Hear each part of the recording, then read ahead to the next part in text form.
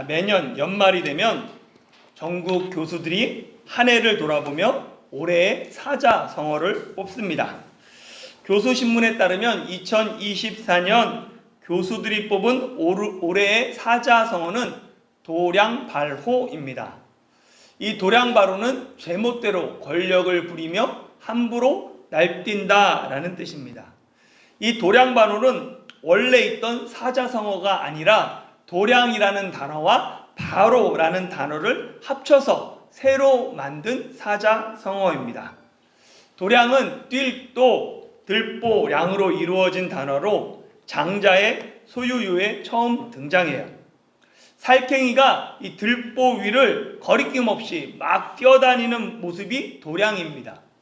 그리고 바로는 밟을 발, 뒷다를 호로, 후한서에 보면 황제가 8살 황제가 간신을 말할 때 간신을 향해서 바로 장군 같다라는 데서 유래합니다. 이후 바로는 권세나 세력을 제멋대로 부리며 전행을 일삼는 것을 비판하는 단어가 되었습니다. 이리저리 함부로 날뛰는 도량과 권력을 제멋대로 행하는 바로가 합쳐져서 제멋대로 권력을 부리며 함부로 날뛴다라는 도량바로가 만들어진 것입니다. 도량바로를 올해의 사자성어로 추천한 중앙대 심리학과 정태영 교수는 도량바로는 권력을 가진 자가 높은 곳에서 제멋대로 행동하며 주변의 사람들을 함부로 짓밟고 자기 패거리를 이끌고 날뛰는 모습을 뜻하는 고어라고 설명합니다. 정 교수는 한 인터뷰에서 도량바로의 최악의 사례가 12월 3일 느닷없이 선포된 비상계엄이라고 꼬집었습니다. 그런데 이 도량바로는 12.3 비상계엄과 상관없이 올해의 사자성어로 뽑혔어요. 왜냐하면 설문조사 기간이 11월 25일부터 그 비상계엄이 있는 전날까지 12월 2일까지 설문했기 때문입니다. 대통령의 비상계엄은 어떻게 보면 뜬금없는 것이 아니라 정치권 일각에서 꾸준히 경고했던 것처럼 충분히 예상 가능한 일이었다라는 생각이 듭니다. 2024년은 권력의 사유화와 남용을 경고하는 도량바로가 올해의 사자성어로 뽑혔지만 2025년에는 희망의 메시지가 담긴 사자성어가 뽑히기를 간절히 소망합니다. 이 희망찬 25년을 기대하며 나태주 시인의 시를 제가 낭송하겠습니다. 시 나태주. 마당을 쓸었습니다. 지구 한 모퉁이가 깨끗해졌습니다. 꽃 한 송이 피었습니다. 지구 한 모퉁이가 아름다워졌습니다. 마음속에 시 하나 싹 텄습니다. 지구 한 모퉁이가 밝아졌습니다. 나는 지금 그대를 사랑합니다. 지구 한 모퉁이가 더욱 깨끗해지고 아름다워졌습니다. 마당을 쓸고 꽃 한 송이 피고 시 하나 싹 트고 지금 그대를 사랑하는 일은 크고 거창한 일이 아닙니다. 어쩌면 누구에게나 매우 보잘것없고 하찮은 일이에요. 누군가에게는. 그러나 그 작은 일 하나가 지구가 깨끗해지고 아름다워지고 밝아지고 살만한 곳이 됩니다. 하나님이 보내주신 곳, 주님이 부르신 곳에서 내 주변을 아름답고 살만한 곳으로 만들어가는 저와 여러분, 그리고 2025년이 되기를 주님의 이름으로 축원합니다. 2025년 타이중 한국교회 표 출애굽기 15장 17절 주의 손으로 세우신 성소가 되리라입니다. 옆 사람 한번 축복하도록 하겠습니다. 2025년 주님의 손으로 세우신 성소가 되기를 축복합니다. 2025년 주의 손으로 세우신 성소가 되기를 축복합니다. 반대분들 향해서 함께 주님의 성소로 세워갑시다. 함께 주님의 성소로 세워갑니다. 예, 출애굽기 15장은 모세의 노래로 홍해 사건을 경험한 모세와 이스라엘이 여호와를 찬양하는 내용입니다. 그중 교회표 말씀이 포함된 오늘 본문은 홍해 사건 이후 앞으로 하나님의 인도하심과 다스리심을 믿음으로 선포하고 찬양하는 내용이에요. 본문에 나타난 하나님의 일하심을 세 가지로 살펴보려고 합니다. 첫 번째는 하나님이 우리를 인도하십니다. 13절 17절 말씀 같이 읽어보겠습니다. 시작. 주의 인자하심으로 주께서 구속하신 백성을 인도하시되 주의 힘으로 그들을 주의 거룩한 처소에 들어가게 하시나이다. 주께서 백성을 인도하사 그들을 주의 기업의 산에 심으시리이다. 여호와여, 이는 주의 처소를 삼으시려고 예비하신 것이라. 주여, 이것이 주의 손으로 세우신 성소로서이다. 아멘. 하나님은 구속하신 백성을 인도하십니다. 구속은 값을 치르고 산다는 거죠. 하나님은 이집트의 파라오의 손에서 값을 지불하고 이스라엘 자손을 사셨습니다. 하나님이 유월절 어린 양의 피로 이스라엘을 하나님의 백성으로 구속하셨어요. 하나님은 이스라엘을 구속하시고는 그들 앞에서 구름기둥과 불기둥으로 백성을 인도하십니다. 하나님은 인자하셔서 낮에는 구름기둥, 밤에는 불기둥으로 백성을 떠나지 않고 앞장서서 그들을 인도하신 분이세요. 인자하심으로 번역된 히브리어 헤세드는 번역하기 매우 어려운 단어입니다. 왜냐하면 헤세드에 해당하는 한국어가 정확한 한글이 없기 때문에 그렇습니다. 헤세드는 문맥에 따라서 성경에서 인자, 자비, 사랑, 자애, 선함, 긍휼, 은혜, 은총, 선대, 충실 등으로 번역되었습니다. 헤세드를 인자로 번역할 때는 자기 백성을 향한 하나님의 변함없는 사랑을 의미합니다. 언약에 기초한 이 하나님의 인자하심이 변함없는 사랑으로 백성들 앞에서 백성들을 인도하셨다는 거죠. 또한 13절에 보면 들어가게 하시나이다, 여기에 해당하는 히브리어 동사는 나할이에요. 시편 23편에서 목자가 양을 인도할 때 그 인도함이 나할입니다. 나할은 목자가 그의 양떼를, 특히 어린 양떼를 사랑과 관심으로 인도할 때 사용하는 단어예요. 이사야 40장 10절과 11절에 보면 보라, 주 여호와께서 장차 강한 자로 임할 것이요 신이 그 팔로 다스리실 것이라. 보라, 상급이 그에게 있고 보응이 그 앞에 있으며 그는 목자같이 양떼를 먹이시며 어린 양을 그 팔로 모아 품에 안으시며 젖먹이는 암컷들을 온순히 인도하시리로다 라고 기록하고 있습니다. 그는 장차 강한 자로 임할 여호와예요. 강한 팔로 다스리시는 여호와죠. 근데 이사야 선지자는 강한 팔로 다스리는 여호와께서 마치 목자같이 양떼를 먹이시며 어린 양을 그 팔로 모아 품에 안으시며 젖먹이는 암컷들을 온순히 인도하실 것이다 라고 예언합니다. 하나님은 마치 어린 양을 품에 안은 인자한 목자처럼, 마치 젖먹이는 암컷을 사랑의 손길로 보호하는 목자처럼 구속하신 자기 백성을 돌보시고 인도하십니다. 이 인자하신 주님이 구속하신 자기 백성을 어디로 인도합니까? 주의 거룩한 처소에 들어가게 하신다라고 13절은 얘기해요. 처소로 번역된 이 히브리어 원형은 일반적으로 언제 사용하냐면 목자가 들짐승으로부터 양떼들을 보호하기 위해 마련한 장소를 처소라고 얘기합니다.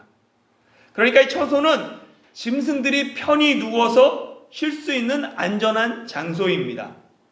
17절에 주의 기업의 산, 주의 처소, 주의 손으로 세우신 성소는 모두 하나님이 거하시는 장소를 뜻해요. 그곳은 참된 쉼과 안식이 있는 가장 안전한 평안한 장소입니다. 하나님이 자기 백성을 위한 예비하신 처소, 그곳은 가나안 땅이에요.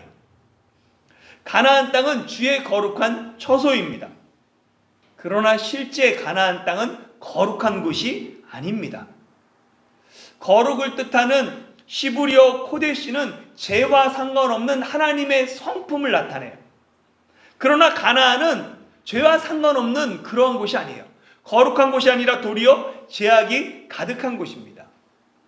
창세기 15장에서 하나님이 아브라함에게 내 자손이 이방에 객이 되어서 그들을 섬기겠고 그들은 400년 동안 내 자손을 괴롭힐 것이다.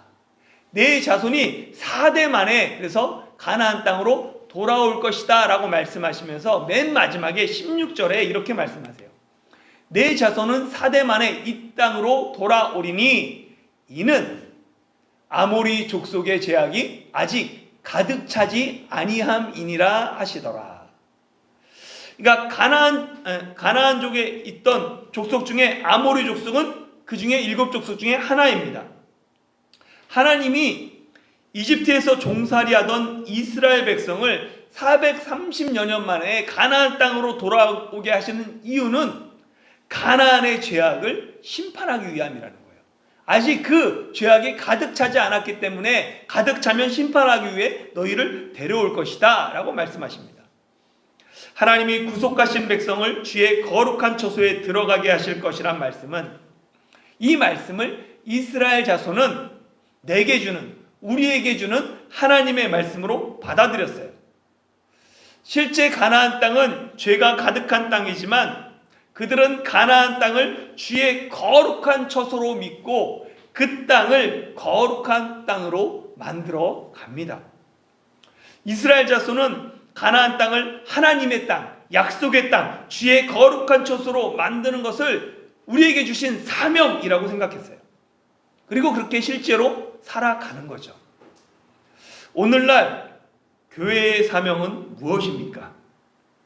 이 세상을 주님의 거룩한 처소로 만드는 것이 우리의 사명입니다. 이스라엘 백성이 하나님의 약속의 말씀을 믿고 죄악이 가득한 가나안 땅을 거룩한 처소로 만들어 간 것처럼 우리도 이 땅에서 거룩한 하나님 나라를 세워가야 합니다. 그런 2025년이 되기를 축원합니다. 두 번째는 주의 크신 팔이 우리를 도우십니다. 거룩한 처소 성소를 세우기 위해서는 내 힘으로 되는 것이 아니에요. 주의 힘으로 된다라고 말하고 있고 주의 힘으로 들어가게 하신다라고 말씀하셨고 주의 크신 팔이 우리를 도우셔야 합니다. 14절부터 16절 같이 읽어보겠습니다. 시작. 여러 나라가 듣고 떨며 블레셋 주민이 두려움에 잡히며 에돔 두령들이 놀라고 모압 영웅이 떨림에 잡히며 가나안 주민이 다 낙담하나이다. 놀람과 두려움이 그들에게 임하매 주의 팔이 크므로 그들이 돌같이 침묵하여 싸우니 여호와여 주의 백성이 통과하기까지 곧 주께서 사신 백성이 통과하기까지 였나이다. 아멘. 이 출애굽한 이스라엘 자손이 가나안 땅에 들어가기 위해서는 반드시 마주쳐야 할 족속들이 있습니다. 이 지도를 보면 이집트 여기 나암셋에서 요 가나안 땅 들어가는데 가장 빠른 길이 지중해를 따른 해안도로라고 말씀드렸어요. 근데 이 해안길을 쭉 따라가다 보면 여기에 하얀색이 뭐라고 써 있어요? 블레셋이라고 쓰여 있습니다. 블레셋 땅을 통과해야 돼요. 블레셋은 가나안 족속 중에서 가장 호전적인 족속으로 이 이집트와 이 가사 사이 이 해변에 두루 흩어져 살고 있었습니다. 출애굽기 13장에서 하나님이 이스라엘 자손을 인도하실 때 하나님이 가까운 이 블레셋 땅으로 인도하지 않고 멀리 돌아서 홍해 광야길, 이 홍해길 광야길로 인도하신 이유는 이스라엘이 블레셋과 전쟁을 하게 되면 마음을 돌이켜 이집트로 돌아갈 것을 염려하셨기 때문이다 라고 말합니다. 하나님이 걱정하실 정도로 블레셋은 강력한 족속입니다. 오늘날 가나안 땅을 팔레스타인이라고 불러요. 이 팔레스타인이라는 명칭은 블레셋, 영어로는 필리스타인에서 왔습니다. 그러니까 이 가나안 땅은 블레셋 사람들이 살았던 땅이다. 이 블레셋이 가나안의 대표적인 족속인 거죠. 이 호전적인 블레셋 족속을 피해 가나안 땅에 들어가기 위해서 아예 가나안 땅을 삥 둘러가다 보면 누구를 만나냐면 에돔을 만나요. 아말렉은 쳐들어왔었고 에돔을 만납니다. 이 에돔은 그리고 또 가면 모압을 만나고 암몬을 만나게 되죠. 에돔 족속은 야곱의 쌍둥이 형 에서의 후손이에요. 그래서 가나안 땅 요 동남쪽 세일 산지를 중심으로 자리를 잡았습니다. 에서와 야곱이 리브가의 태에서부터 다투었던 것처럼 이스라엘과 에돔은 성경 역사 속에서 서로 끊임없이 다퉈요. 특히 예수님이 태어나셨을 때 아기 예수를 죽이려고 했던 헤롯 대왕은 이두메 사람으로 에돔의 후손, 바로 에서의 후손입니다.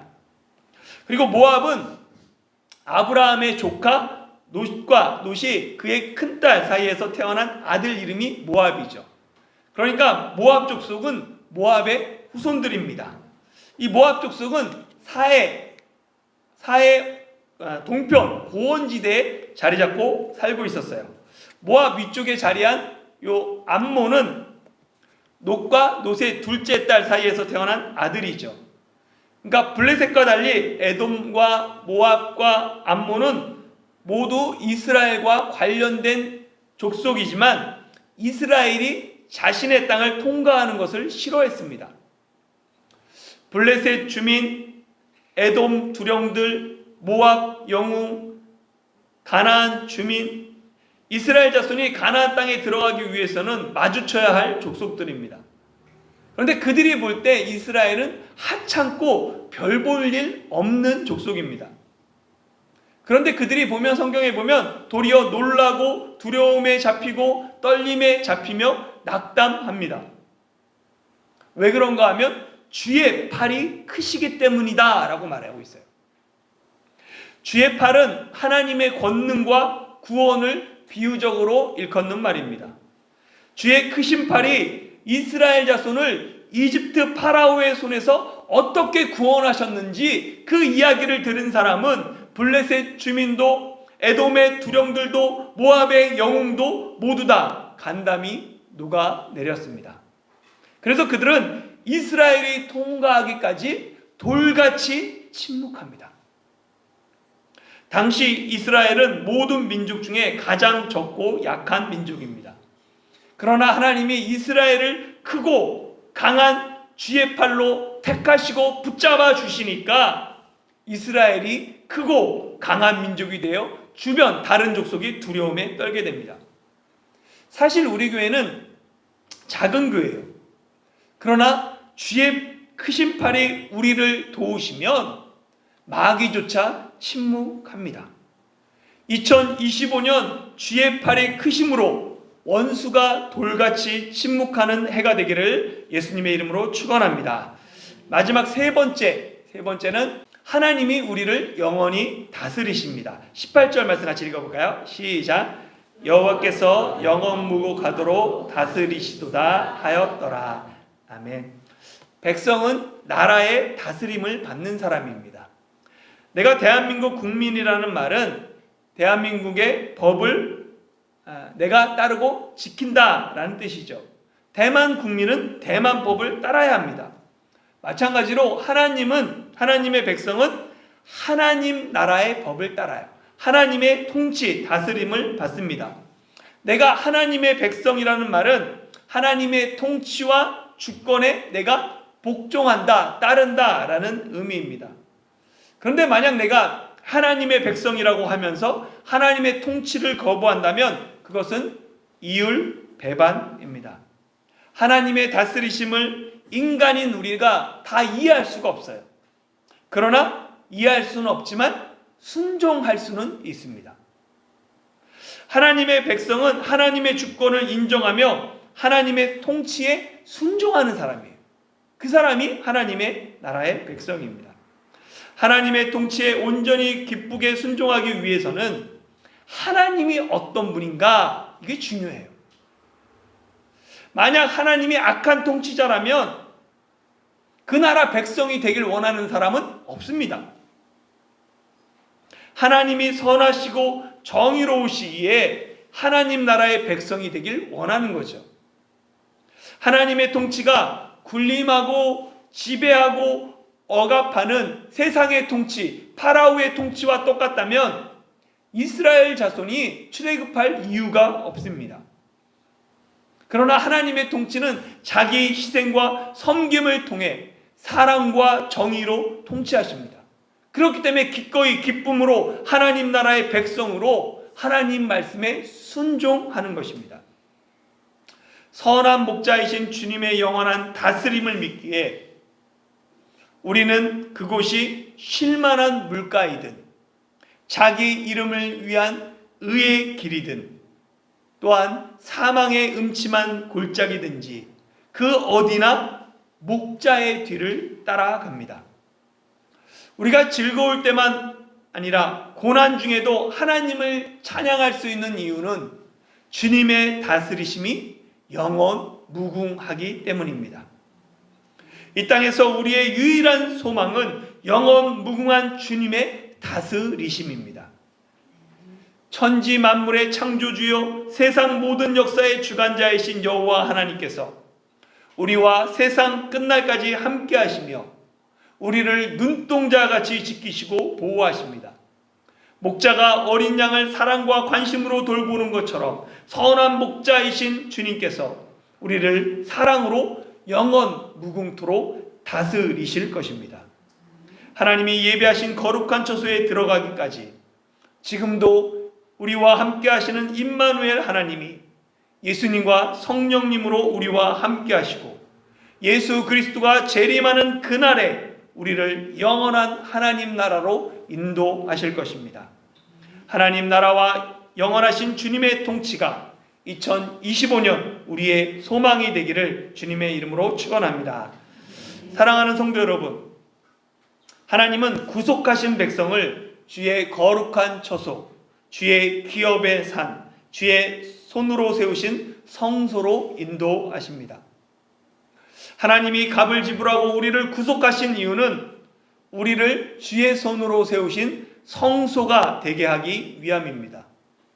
주의 손으로 세우신 성소는 어떤 장소나 어떤 건물이 아닙니다. 하나님이 자기 아들의 피를 통해 구속하시고 자기 백성으로 삼으신 바로 우리가 주님의 성소입니다. 교회인 우리가 그리스도의 몸으로 또한 하나님이 거하시는 거룩한 처소요 주의 손으로 세우신 성소가 됩니다. 2025년 주의 손으로 세우신 성소로 각자의 주어진 삶의 자리에서 하나님 나라를 세워가는 다해중 한국교회가 되기를 예수님의 이름으로 축원합니다.